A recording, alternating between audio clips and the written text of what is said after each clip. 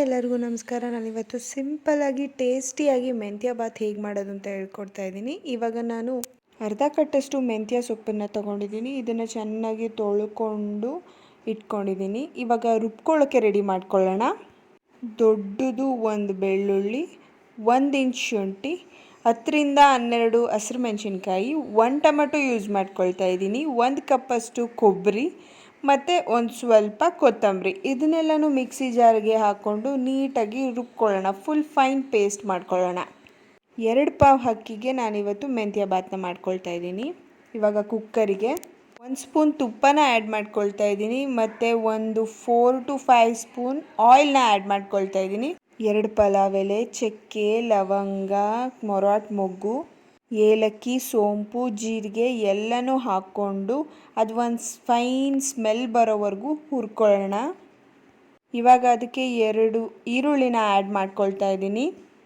ಈರುಳ್ಳಿ golden brown ಬರೋವರೆಗೂ ಚೆನ್ನಾಗಿ ಫ್ರೈ ಮಾಡ್ಕೊಳ್ಳೋಣ. ಗೋಲ್ಡನ್ ಬ್ರೌನ್ ಬಂದರೆ ಸೂಪರ್ ಟೇಸ್ಟ್ ಬರುತ್ತೆ ಪಲಾವ್ಗೆ. 1/4 ಟೀ ಸ್ಪೂನ್ ಅರಿಶಿನ ಆ್ಯಡ್ ಮಾಡಿಕೊಂಡು ಚೆನ್ನಾಗಿ ಕಲಸೋಣ. ಇದಕ್ಕೆ ಉಪ್ಪು ಆ್ಯಡ್ ಮಾಡಿಕೊಂಡ್ರೆ ಬೇಗ ಗೋಲ್ಡನ್ ಬ್ರೌನ್ ಆಗುತ್ತೆ. ಇವಾಗ ನಾನು ಮೆಂತ್ಯ ಸೊಪ್ಪನ್ನೆಲ್ಲ ಆ್ಯಡ್ ಮಾಡ್ತಾಯಿದ್ದೀನಿ.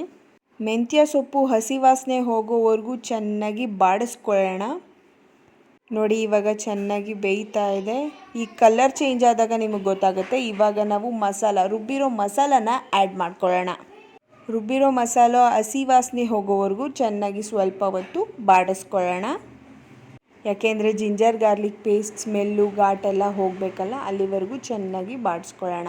ಇವಾಗ ಅದಕ್ಕೆ 1 tea spoon chilli powder add ಮಾಡ್ತಾಯಿದ್ದೀನಿ, ಅರ್ಧ ಟೀ ಸ್ಪೂನ್ ಗರಂ ಮಸಾಲ, ಅರ್ಧ ಟೀ ಸ್ಪೂನ್ ಧನಿಯಾ ಪೌಡರ್ನ ಆ್ಯಡ್ ಮಾಡ್ಕೊಳ್ಳೋಣ.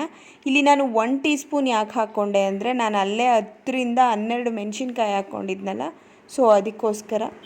2 ಟೀ ಸ್ಪೂನ್ ಕರ್ಡ್ನ ಆ್ಯಡ್ ಮಾಡ್ಕೊಳ್ತಾ ಇದ್ದೀನಿ. ಯಾಕೆ ಅಂದರೆ ಟೊಮೆಟೊ ಒಂದೇ ಹಾಕಿರೋ ಕಾರಣ 2 ಟೀ ಸ್ಪೂನ್ ಕರ್ಡ್ನ ಆ್ಯಡ್ ಮಾಡ್ಕೊಳ್ತಾ ಇದ್ದೀನಿ.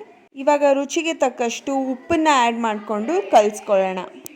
ಕಲ್ಲುಪ್ಪು ಯೂಸ್ ಮಾಡೋದ್ರಿಂದ ತುಂಬ ಟೇಸ್ಟ್ ಬರುತ್ತೆ ಪಲಾವ್ಗೆ.